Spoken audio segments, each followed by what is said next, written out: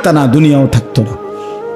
তুমিও যেমন মৃত্যু হবে, এই কায়নাতেরও মৃত্যু হবে। এই দুনিয়ার প্রত্যেক মানুষের মৃত্যু হলে সেটারে মৌত বলে, আর একদিন গোটা সৃষ্টি জগতের মৃত্যু হবে, সেটারে কিয়ামত বলে। সেটারে কিয়ামত বলে। কেউ থাকবে না, আল্লাহ কথাটা বারবার মনে করাইছে। তোমার যেমন মৃত্যু হবে, সৃষ্টি জগতেরও মৃত্যু হবে। ইজাস সামাউন ফাতারাত ওয়া ইদাল কাওয়াকিবুন তাসারাত। আল্লাহ বলেন ইজাস শামসু কুফিরাত।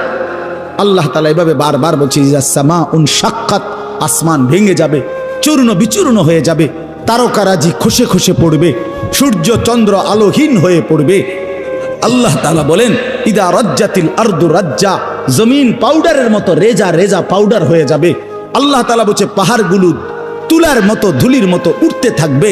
আল্লাহ বলছে বান্দা, একদিন আমি গোটা কায়নাত আমি শেষ করে দেব, আমার সংসার আমি গুছায় ফেলবো, আমার এই কায়নাত আমি আল্লাহ তাআলা ইসরাফিলের সিঙ্গার ফু দিলে আমি আল্লাহ তাআলা গুটিয়ে ফেলব। এই কথাটাই আপনাদের সামনে এখানে আমি শুনাইতে চাই। এই অল্প একটু শুনে আল্লাহ তাআলা এখানে এই কথাটাই তুলে ধরছেন কোরআনের বহু সূরায়, যে বান্দা এই সৃষ্টি জগৎ একদিন থাকবে না, কিয়ামত হবে, একদিন ইসরাফিল ফু দিবে। ইসরাফিল যেদিন ফু দিবে, কোরআনে এই বর্ণনাটা দুই ভাবে আছে।